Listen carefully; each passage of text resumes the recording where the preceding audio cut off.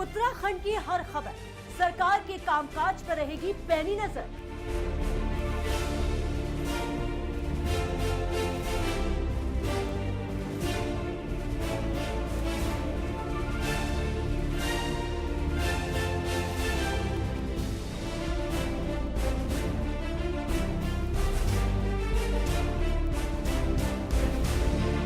विकास की रफ्तार का क्या है हाल?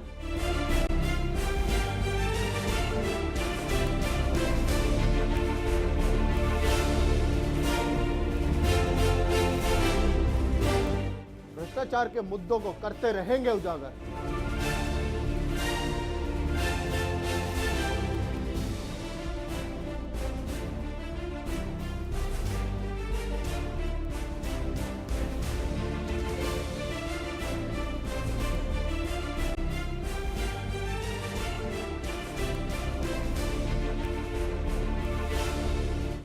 शिक्षा और स्वास्थ्य सेवाओं पर खासा जोर।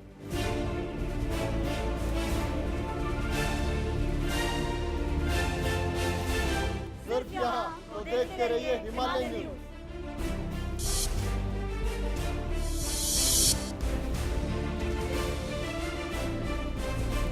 नमस्कार, हमारे इस कार्यक्रम में आप सभी का स्वागत है। और आज हम बात कर रहे हैं गढ़वाली मूवी जानवी की, जिनके निर्देशक सुशीला रावत जी हमारे साथ हैं। इसके अलावा अपने दर्शकों को हम बता दें कि हमारे साथ कलाकार खुशहाल सिंह बिष्ट जी भी मौजूद हैं।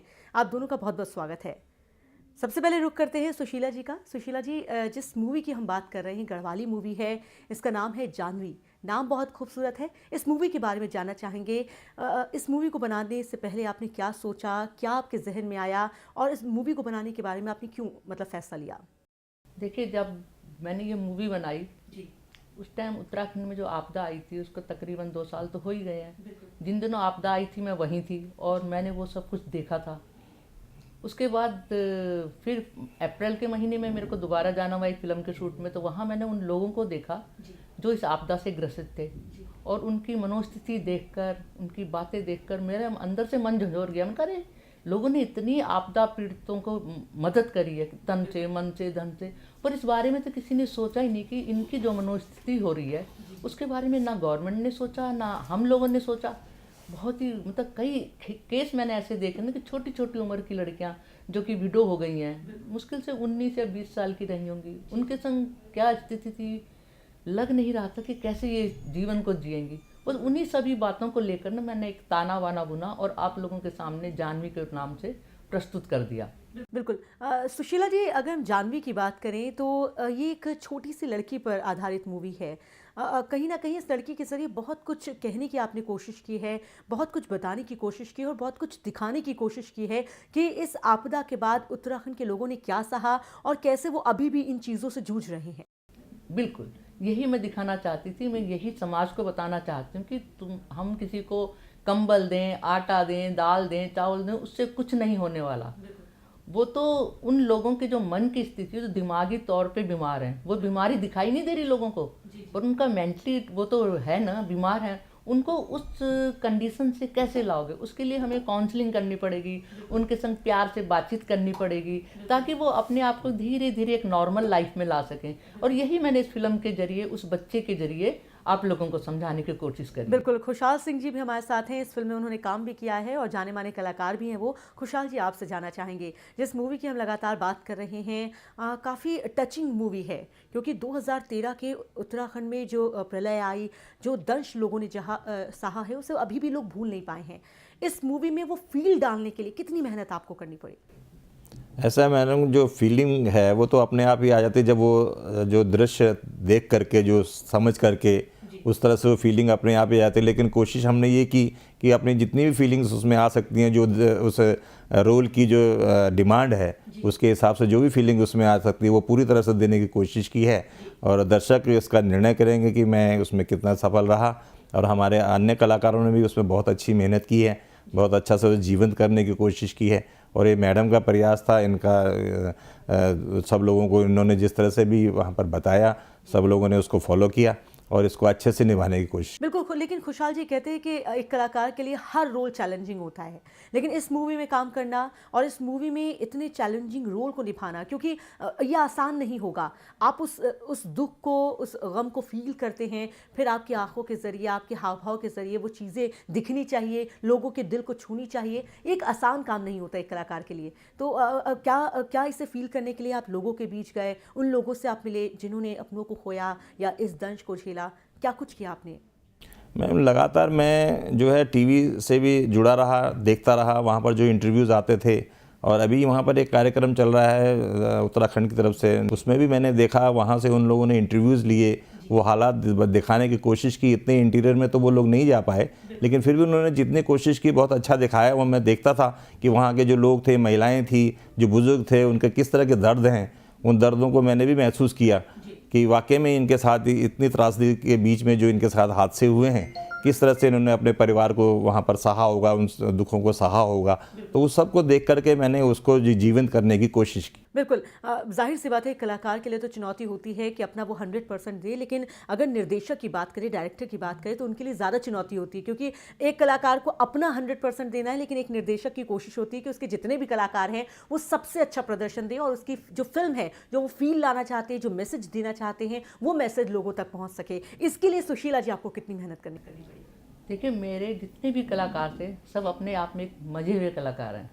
सिर्फ उनको समझाना मेरा फ़र्ज़ था, और उन्होंने जो कुछ दिखाया, जो कुछ वो फील कर सके और जो मैं उनको समझ सकी, वो अपने आप में एक महान कार्य था।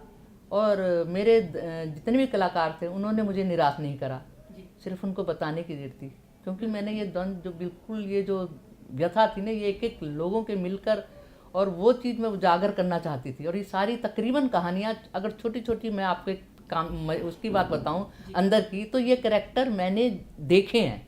जितने कैरेक्टर मैंने वहाँ आपको फिल्माए हैं वो मैंने देखे हैं, और उन लोगों का दर्द को सहा है, सिर्फ मैंने माध्यम बनाया है। बिल्कुल, तस्वीर यहाँ सामने रखने की कोशिश की गई है कि जो कुछ भी उत्तराखंड में हुआ, उत्तराखंड के लोगों के साथ हुआ, वो कितना भयावह था और उसने किस तरीके से लोगों को झकझोर कर रख दिया। शायद इस मूवी के ज़रिए सरकार तक मैसेज पहुँचे, क्योंकि कहीं ना कहीं ये कहा जा रहा है सुशीला जी कि इस मूवी के ज़रिए आपने सिर्फ तस्वीर नहीं दिखाई है, बल्कि आईना भी दिखाया है कि किस तरीके से वहाँ पर धांधली की गई या कैसे लोगों की भावनाओं के साथ खेला गया। इस पर काम करना भी काफ़ी मुश्किल रहा होगा आपके लिए? बिल्कुल, काम करना तो काफ़ी मुश्किल था और दिखाना भी, पर देखिए मैंने जो देखा, जो महसूस किया, वो सब है। और इसमें मैंने उत्तरांचल में ऐसा नहीं है कि वहाँ सुविधाएं नहीं है। जिस हॉस्पिटल में मैं शूट कर रही थी वो इतना बड़ा हॉस्पिटल है ना, और वहाँ पे डॉक्टर नाम के 2-4 डॉक्टर थे। वही मैंने अपनी फिल्म में भी दर्शाया कि इतने बड़े हॉस्पिटल में हम 3 डॉक्टर हैं, और उन डॉक्टरों के थ्रू मैंने ये करवाया। पर जब उन डॉक्टरों ने भी समझा कि मतलब काउंसलिंग के लिए डॉक्टर नहीं है, कोई बात नहीं, जब एक बच्चा उस लड़की की काउंसलिंग कर सकता है, तो हमारे यहाँ तो उत्तरांचल में इतने लोग पढ़े लिखे बेकार हैं, क्यों ना उन्हें ट्रेनिंग देकर उन्हें काउंसलिंग की जाए। ये एक मैसेज है सरकार के लिए कि शायद सरकार उन लोगों के बारे में सोचे। आर्थिक सहायता देने से बढ़िया है उनकी मानसिक, उनके दिल को, उनको प्यार से उन सबको देखे, और मतलब इस तरह की कोई सुविधाएं करे। कम से कम एटलीस्ट जहाँ जहाँ भी ये आपदा पीड़ित क्षेत्र है वहाँ काउंसलिंग सेंटर गवर्नमेंट को खोल देने चाहिए थे, ताकि वो लोग मतलब अपना इलाज करा सके, उनके प्यार से नॉर्मल लाइफ में जा सके। यही मैं बार बार वो बता रही हूँ कि गवर्नमेंट इसमें कुछ करे। बिल्कुल, जाहिर सी बात है, बहुत सही बात आपने यहाँ सुशीला जी की है, क्योंकि इस तरीके की जब घटना घटती है या इस तरह की त्रासदी आती है, तो उसमें सिर्फ जान माल का नुकसान नहीं होता, बल्कि जो लोग अपनों को खोते हैं उनके लिए सबसे बड़ा नुकसान होता है। मेंटली कहीं ना कहीं उनके ऊपर असर पड़ता है। अगर दिमाग की बात आती है, दिमागी परेशानी की बात आती है, तो उसे काउंसलिंग के ज़रिए सुलझाया जा सकता है या सुधारा जा सकता है या पैम्पर किया जा सकता है। तो ये सरकार को भी समझने की ज़रूरत है। बहुत अच्छा आपने टॉपिक उठाया, और जिस तरीके से इस मूवी के ज़रिए आपने जो कोशिश की है, एक नेक पहल की है, इसका कितना असर होता है। हम भी यही चाहेंगे कि लोग इस मूवी को बढ़ चढ़ कर देखें, और जो आप मैसेज देना चाहती हैं वो मैसेज सरकार तक पहुँचे। यहाँ पर रुक कर लेते हैं खुशहाल जी का। खुशहाल जी, आप एक मंझे हुए कलाकार हैं, एक जाने माने कलाकार हैं उत्तराखंड के। इस मूवी में काम करना आप इसे अपने लिए कितना बड़ा सौभाग्य मानते हैं? मैं तो अपना बहुत ही सौभाग्य मानता हूँ, और ये सुशीला रावत जी जो हमारे निर्देशक हैं, उनकी मेरे पर बड़ी कृपा रहती है कि वे जो है मुझे भी इस तरह का रोल मेरे लिए बनाती हैं, और मैं उसको कोशिश करता हूँ कि बहुत बढ़िया ढंग से निभाने की कोशिश करता हूँ, और उनका पूरा सहयोग जो है मेरे साथ रहता है। और हमारी पूरी कोशिश रहती है कि जनता के बीच में हम जिस चीज़ को लेके जाएं उसका पूरी तरह से असर हो, पूरी तरह से लोग उसको एंजॉय करें, पूरी तरह से उसको देखें, समझें, परखें। और सुशीला जी की जितनी फिल्में रही हैं वो इसी तरह से कहीं ना कहीं कोई मैसेज ज़रूर छोड़ के जाती हैं। समाज के अंदर जो कुरीतियाँ हैं, जो बुराइयाँ हैं, जो उनका ठीक से निवारण होना चाहिए, उसके बारे में कुछ ना कुछ मैसेज ज़रूर होता है। जाहिर सी बात है, जो क्षेत्रीय मूवीज़ होती हैं, फिल्में होती हैं, उनमें मैसेज होना बेहद ज़रूरी है। लोग भी उसे सराहेंगे, लोग भी उसे देखेंगे और मैसेज जो देना चाहते हैं वो सरकार तक पहुंच भी पाएगा, लोगों तक पहुंच भी पाएगा। आपने अपने रोल की बात की, खुशहाल जी थोड़ी सी जानकारी यहाँ पर लेना चाहेंगे और हम चाहेंगे कि आप हमारे दर्शकों को बताएं कि इस फिल्म में आपका क्या रोल है और किस तरीके से बहुत सारी चीज़ें आपको करनी पड़ी, बतानी पड़ी और आप चाहते हैं कि वो मैसेज जनता तक जाए। मैं इस फिल्म में एक वृद्ध व्यक्ति का रोल कर रहा हूँ जिसके बेटा और बहू जो है और पोती जो हैं वो बनारस में रहते हैं। और वहाँ वो लोग वहाँ पर जैसे ही वो बच्ची को वहाँ हॉस्पिटल में देखते हैं तो उनको एकदम से बड़ा सा अचंभा होता है और बड़ा सा दर्द होता है कि ये बच्ची यहाँ अकेली कैसे, इसके माँ बाप कहाँ गए। और उनको वो उस दर्द को बर्दाश्त नहीं कर पाते। वो लगता है उनको कि कहीं इनके साथ कोई हादसा तो नहीं हो गया, क्योंकि हज़ारों की संख्या में लोग वहाँ लापता हुए बह गए, उनके साथ बड़ी त्रासदी हो गई। तो उसे एकदम से झटका लगता है, बहुत बड़ा दुख होता है और वो महसूस करता है कि हो सकता है कि मेरे बेटे और बहू जो है वो इसमें बह ना गए हों। तो उसको ही वो चित्रण करने की जो है पूरी तरह से कोशिश की गई है, उसको दिखाने दर्शाने की कोशिश की गई। तो उसी को हमने जो है इसमें अपनी तरफ से इस फिल्म के द्वारा दिखाया है। मेरा इस तरह का ये चैलेंजिंग रोल था कि मैं उसको किस तरह से निभा पाऊँ, उस दुख को दर्शा सकूँ, उस दुख को प्रदर्शित कर सकूँ, यही इसमें। बिल्कुल खुशहाल जी, आपने अपने रोल के बारे में बताया। सुशीला जी से जानना चाहेंगे। सुशीला जी, जिस जानवी की हम बात कर रही हैं वो एक लड़की है, उसी के साथ ये सब कुछ होता है और पूरी मूवी उसी के इर्द गिर्द घूमती है। आप उत्तराखंड के दर्द को दिखाना चाहती थी, उत्तराखंड की त्रासदी के बाद वहाँ के हालात को दिखाना चाहती थी। आपने इस लड़की को ही क्यों चुना? इस लड़की के ज़रिए ही आपने क्यों इस पूरी मूवी का ताना बाना बुना? क्या दिमाग में आपके था और क्या सोच कर आपने इस मूवी को बनाया?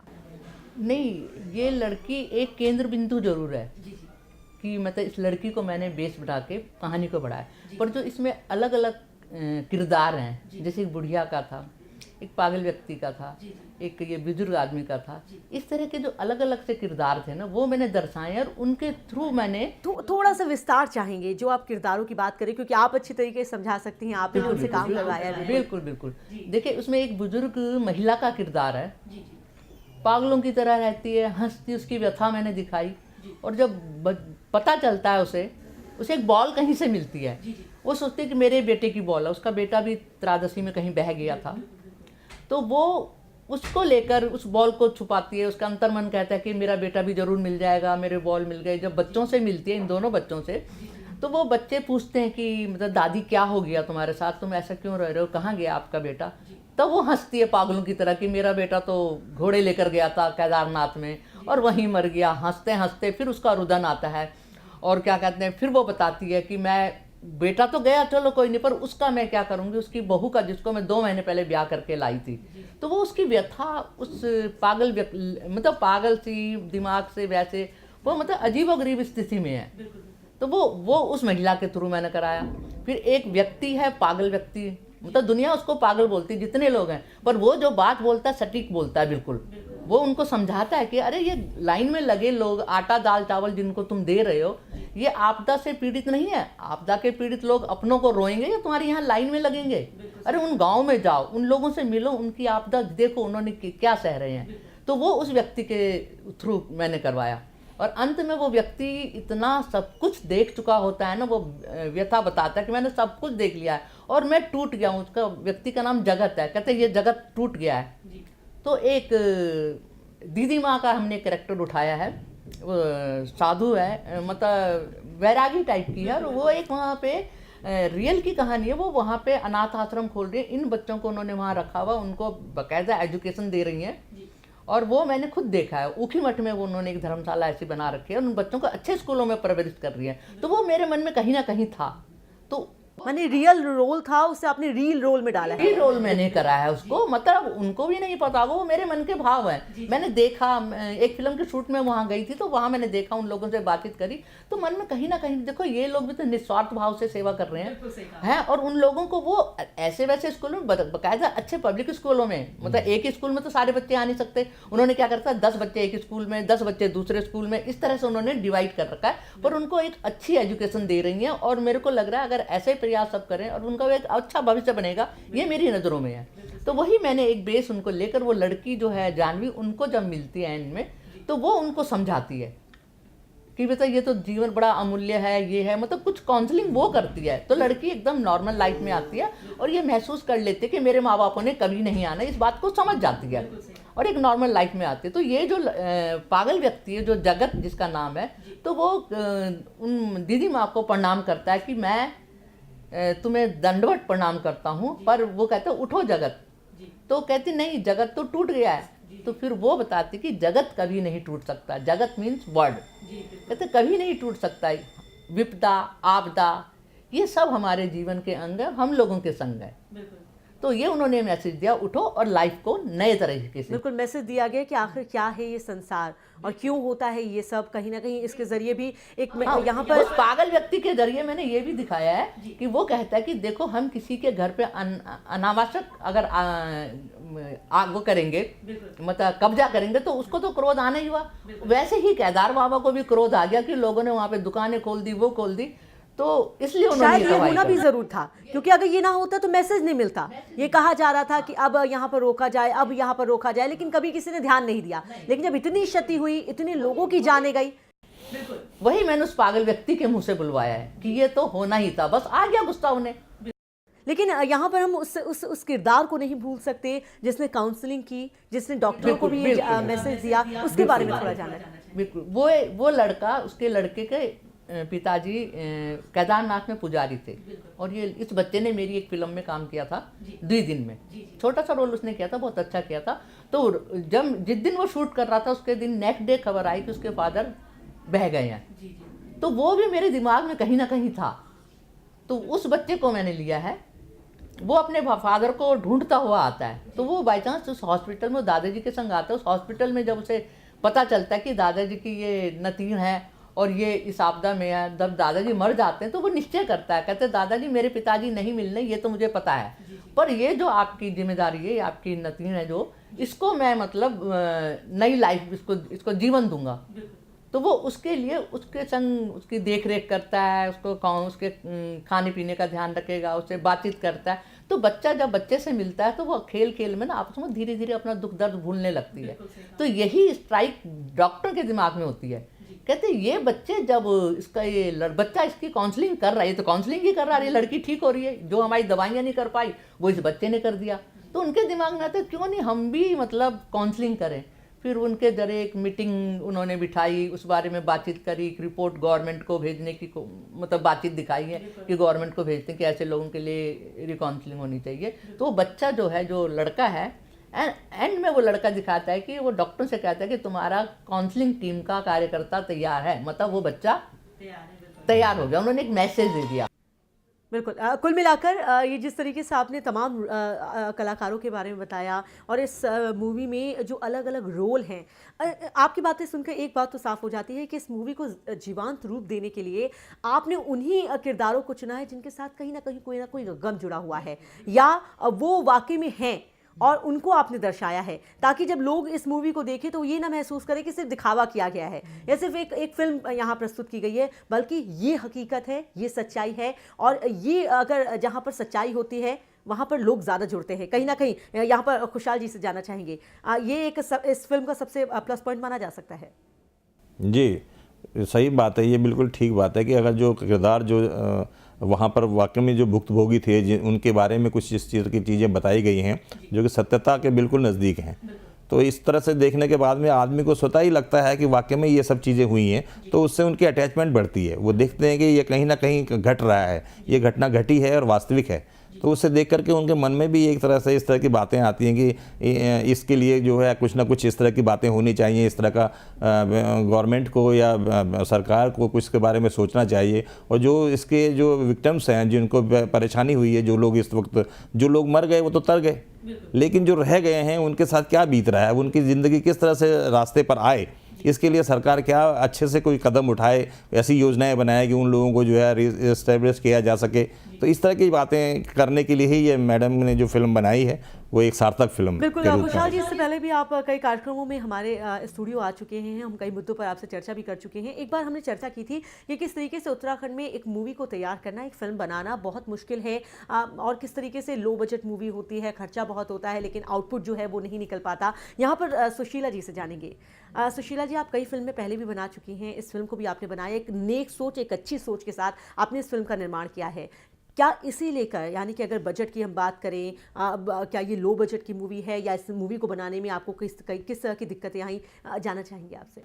नहीं, देखिए फिल्म तो लो बजट की ही बना पाते हैं, ज़्यादा बजट हम लोगों का होता नहीं है। मार्केटिंग मिलती, पहले स्टार्टिंग में जो फिल्में बनाई थी अच्छी मार्केटिंग मिलती थी। अब पेन ड्राइव का ज़माना आ गया, उसका अगर एक ने फिल्म खरीदी, दूसरे ने पेन ड्राइव में पूरे गांव में बंट जाती है ना, तो वो पैसा तो आ नहीं पाता है। इसीलिए अभी हमें गवर्नमेंट अगर कुछ अपने दूरदर्शन में हमें दे दे चांस कि भी हम आपकी फिल्में दिखाते हैं, ये करते, इस तरह से कुछ ना कुछ गवर्नमेंट जब तक हमारे को सपोर्ट नहीं करेगी तो फिल्में बनाना बड़ा मुश्किल काम। बिल्कुल। लेकिन सुशीला जी, आपको मालूम है हकीकत क्या है, सच्चाई क्या है, उसके बावजूद भी आपने इस मूवी को बनाया, क्या सोचा आपने? क्योंकि अब आप खुद कह रही हैं कि एक मूवी आदमी खरीदता है लेकिन उसके बाद पेन ड्राइव में बट जाती है पूरे गांव में, तो अब क्या आपको लगता है कि जो सोच, आपकी सोच तो अच्छी है, लेकिन जो कोई भी काम करता है इसी सोच के साथ करता है कि थोड़ा फ़ायदा हमें भी होगा, ताकि वो जो आएंगे पैसे हम उसको दूसरी फिल्म में लगाएंगे।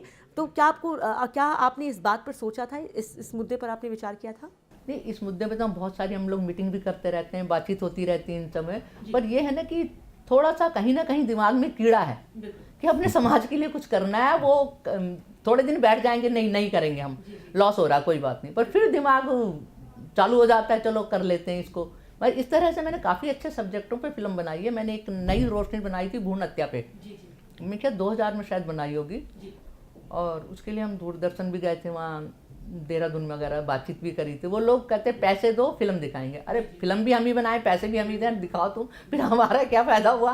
तो इस तरह मैंने दिखाई नहीं, मतलब जबकि भ्रूण हत्या, कन्या बचाओ आजकल मोदी जी इतना बोल रहे हैं, और हमारी भ्रूण हत्या 2000 में बन चुकी थी, उसमें भी एक मैसेज था कि लड़का लड़की में कोई अंतर नहीं है, वो मैंने एक बनाई थी। लेकिन इस मूवी की अगर हम बात करें, ये तो त्रासदी से जुड़ी हुई है। अगर हरीश सरकार की बात करें तो वो लगातार कोशिश भी कर रहे हैं कि लोग सब कुछ भूल कर एक बार फिर से जो पर्यटन है उसको हम बढ़ावा दे सकें। तो आपकी ये मूवी काफ़ी कारगर साबित हो सकती है। तो क्या इस सोच के साथ क्या आपने सरकार से बात की कि अगर वो इस मूवी को तमाम थिएटर्स में लगाते हैं या इसको प्रमोट करने की कोशिश करते हैं, तो सिर्फ आपका नहीं बल्कि जनता का भी भला होगा, उत्तराखंड सरकार का भी होगा? हाँ, अभी तो हमने उस पर प्लानिंग कर रहे हैं, थोड़ा सा किसी दिन हरीश रावत जी से टाइम लगा लेकर उनको ये मूवी दिखाई जाए, तो देखो उनको समझ आएगी तो फिर आगे करेंगे कुछ ना कुछ। अभी हमारा एक चल रहा है, मीटिंग चल रही है कि उनको दिखा देते हैं, उनसे ट्रेनिंग लेते हैं और ये फिल्म उनको दिखा देते हैं। बिल्कुल। चलिए, इस फिल्म के बारे में तो बहुत सारी जानकारी हमने ली, कलाकारों के बारे में भी जाना, रूल्स के बारे में भी जाना, इसके अलावा हमने इस मूवी में कैसे काम हुआ, क्या किन किन पहलुओं को छुआ गया है, सारी चीज़ें जानी। लेकिन अब खुशहाल जी से जाना, अब इस पर जो है बाकी इसको आगे प्रमोट करने का, आगे बातचीत करने का, डिस्ट्रीब्यूशन करने का, ये सारे कार्रवाई चल रही है। इसमें हम चाहते हैं कि इस व्यावसायिक तरीके से इस कार्य को आगे बढ़ाया जाए, जिस तरह से कि इसका इतना कुछ, जैसे हम नहीं चाहते हैं कि हमें कोई इसमें इनकम हो, लेकिन हम ये चाहते हैं कि इस तरह से हो कि ये कार्य चलता रहे। ये दिखाई जाएगी तभी तो, अगर प्रमोट की जाएगी, लोग देखेंगे तभी तो मैसेज जी पहुंचेगा। वो हम मार्केट में इसको भेजने वाले हैं इस कुछ दिन के अंदर, और उस पर ये कार्य हम आजकल इसी कार्य पर लगे हुए हैं। तो ये जो गढ़वाली मूवी है इस समय उत्तराखंड में कहाँ कहाँ दिखाई जा रही है, कहाँ कहाँ आपने? नहीं, ये हम इसको यहाँ से ऋषिकेश से लेकर के और ऊपर बहुत इंटीरियर तक भेजेंगे, जहाँ जहाँ डिस्ट्रीब्यूटर्स हैं, जिन डिस्ट्रीब्यूटर्स के थ्रू बातचीत चल रही है, उनको हम वहाँ तक पहुँचाने की कोशिश करेंगे, और वो वहाँ जा कर के इस फिल्म को जो है मार्केट में रखेंगे, मार्केट में डालेंगे, और वहाँ से ये लोगों तक पहुँचेगी। यहाँ पर ये भी जानना चाहेंगे खुशहाल जी, ज़्यादा जानकारी मेरे पास नहीं है कि ये जो आपने बताया कि किस तरीके से आप इसे प्रमोट करेंगे, प्रमोशन के लिए आगे बढ़ाएंगे, किस तरह की दिक्कतें उत्तराखंड में ख़ास तौर पर आती हैं अगर प्रमोशन के लिए ये कोशिश की जाती है, या आप जो पहल कर रहे हैं, किस तरह की दिक्कतें आती हैं? दिक्कत मेन ये है कि जिस तरह से हम ये डिस्ट्रीब्यूटर्स को देते हैं, अब हमारा जो पैसा है, जो हम लोग हैं, जो भी हमारे प्रोड्यूसर्स हैं, तो प्रोड्यूसर्स का जो लागत है वो तो इनिशियल स्टेज पर जो लगती है पैसा, इसका जो मेन फ़ायदा होता है वो डिस्ट्रीब्यूटर्स जो इसको बेचते हैं अपने पैसे के हिसाब से, तो वो बहुत ज़्यादा मार्जिन डिस्ट्रीब्यूटर्स के पास ही चला जाता है।